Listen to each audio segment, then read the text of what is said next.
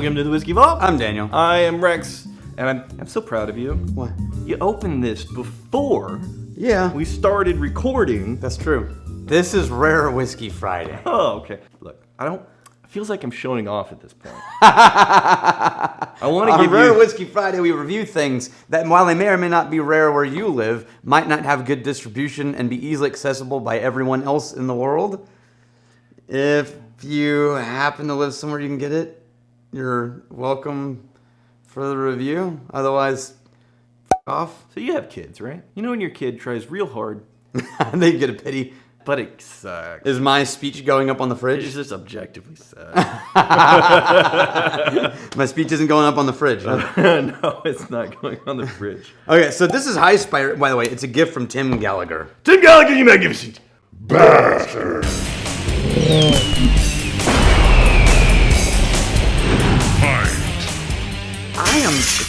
I searched. Yeah. I was pretty sure we'd already reviewed this one. Okay. Because I recognize it. Sure. And Mitch Weddle gave us a bottle of this. I can't find the review of it.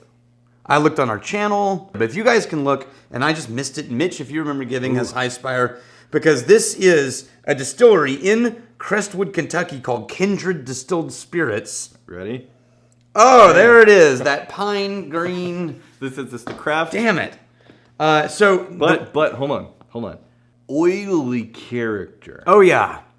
Whoa. So densely musty, oily. So he's using a recipe that is evidently 100% rye grain. Oh, right. And the 90% unmalted rye, Okay. he's sourcing locally. Okay. So he's doing local, mostly local rye going into this. Right. It's an heirloom rye. This is, what's his name? His name is Wilson. Austin Hope. Austin Hope is the guy who's doing the new version. He's referencing. Anyway, so they're aging in California wine barrels, and then according to him, I want you to keep going back to the nose. yeah, there's something else. He's 4 months in the oak barrels, finished with oak staves. Okay, so it's young as. The first blush of this thing, it's the craft young green pine sap. pine sap type of note. Now keep going back. You acclimate to that note, and there's actually a lot of interesting things going on underneath that. I can see how behind that you might find some like slight cherry or like some cinnamon, I'm getting like a Werther's original, butterscotch. some butterscotch caramel. I don't know if I'm getting that. I mean, I'm getting densely sweet. Don't get me wrong. No, it's densely sweet. There is sugar in here for sure. Not literally, but that level of sweetness. Okay, let's give it a try. This is Rare Whiskey Friday. We can't spend too long. Now, oh man, and it's just like a caramel vanilla now. It's weird. I've completely acclimated to the craft green pine note. Oh, try it. It tastes like caramel vanilla. I couldn't find that note right now on the nose if I wanted to. It was just the very first approach, and then like a solid minute afterwards, and now all of these other things are starting to uncover. It tastes like caramel candy. There we go. With like a vanilla cream center. And And slightly sour. I was sour, or is it like tea leaves? Yeah, it's not sour like sour candy, like dusty sour. It's like tingy, like I would say like a stringent. like a tannic tea leaf. Yeah. More than a. Interesting. Okay, hold on. Gotta move on. This has been the most improved over one nosing and tasting whiskey. Yeah. Because the first time it's like, whoop, nope, Most nope. improved. But you stay with it for a little bit, you start to uncover a lot of things on the nose, and then by the time you get to the taste, the thing I didn't like about that nose, I'm not finding that on the taste. It is a caramel, vanilla, some like a little bit of a tannic tea leaf element in there. Actually, I rinsed that glass, but I want to use a different one. Okay. Because these two are a gift from Charles Stella. Charles Stella, you magnificent! Bastard!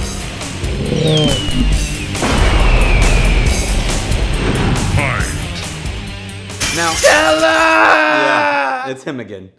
This is a Belgian distilling company, right? Yes, Belgium. The Owl Distillery. Yes. And everything I've researched about them makes me think I would really dig what they're doing. Okay. I've never tried it. This will be the first time. Open that one, would you? So, but you only opened the one. there's two. Wow, these are really peeling in pieces. Mine's crumbling. Like, it's not actually peeling, it's crumbling into bits and bobs. So here's why I want to do these side by side. Because in all my research, couldn't figure out the difference between these two whiskeys. Okay. Even though they're labeled differently. How? One's called Passion and one is called Intense. They're both unpeated single malt using first fill bourbon casks. And the only thing I can figure is one of them is really, really high proof and one of them isn't.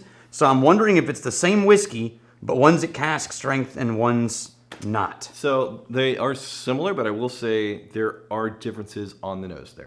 Dude, look at that proof and see if I'm not reading that. 72.4%? Right. That would be 148 proof. I wonder if that's the difference. This does not smell like that big of a proof. Okay, let me go back and forth between these. Go for it. Okay, right out of the gates, that is so much straight up sprayed perfume. Oh. Like, smell that. No, I just smell Densely perfume. citrus, light citrus. Old lady perfume. Oh my God. Look, I'm not saying that the perfume she's wearing isn't citrusy. I'm just saying it's a citrusy perfume. it's a citrusy perfume. Right. It's so dense. No, to me, again, that's a lighter, fresher nose for me. I'm not getting density. I am actually getting light, fresh, and citrusy. Citrus fruity. I really like that one. It reminds me a little bit of Oban without the black pepper. Ooh, that is nice. Right? Wow. Now this one, this is the dark coffee malt, and I'm getting way more alcohol than you were getting out of this. Really? I think it might be right. Because it is, it's catching me. Do we want to talk about this one before we move on? Oh, yeah. That might be accurate. All right, let's talk about this one before we go. Well, Yeah, I think. Daniel needs a moment. This big fruity sweetness. That's the name of the game on, what do we even call it? Yeah, but- Belgian whiskey. There's a softness to this. It's not. Yeah. It's soft. Rich, rounded. It's a thick layer of fruitiness. And then the actual fruit notes, I think Oban. I would swear it was Oban minus the black pepper. It is kind of Peppery like notes. space-sidey fruity. Yeah, but I don't want to go quite space side. You I would wouldn't go. go right- I would go more of like Highland Coastal minus peat and earth. And I see your note, and I go, Okay, try this one because we're spending too long on this. This is Whiskey oh Friday. yeah, we're Whiskey Friday. Try a sip of that. There's some dark caramel notes and molasses notes in this one. And coffee. Hot dog. Right?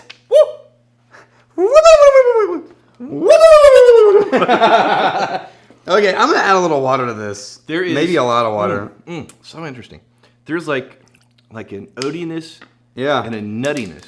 It's oaty and it's nutty. Regardless, I like both of these. Oh, yeah. Like Very. these are quality. Very interesting. Whiskeys. Water has to do something interesting to that. Oh, it brought out some weird rubber and banana. You just all Rubber and banana. That's bizarre. I'm getting. Yeah. It's yeah. I get what you mean. It's not a full-on banana. No. Right. You're not No, getting it's- smacked across the forehead. No, with it's this candy. banana. It's fake banana, like from a starburst kind of sweet candy direction. Man, that's a damn interesting whiskey. Oh, dude, it's so sweet though. Woo, it's sweet. But again, the thing that But keeps if you would proof this down for me, the thing that keeps it from getting too just candy sweet desserty, there is like an oaty quality, a nutty quality to that. That is super interesting. Yeah, right. I like the Belgian owl. They're doing some interesting things over there. me too. Yeah. Okay, I was gonna reuse glassware, but screw it. We got one more, and I really want to know what this tastes like because I'm actually kind of excited about it. Yes. So, this is Flaviar. You know the website that Yep. sells whiskey. Yep. Flaviar, the club that sells whiskey, has a club within the club. They do special edition Flaviar stuff that Right. they've curated.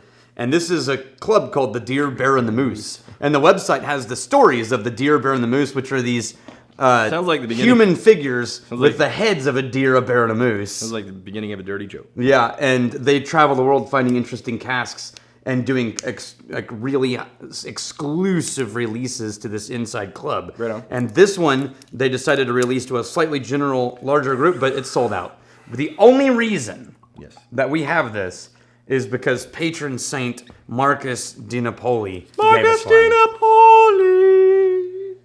You patron saint of whiskey.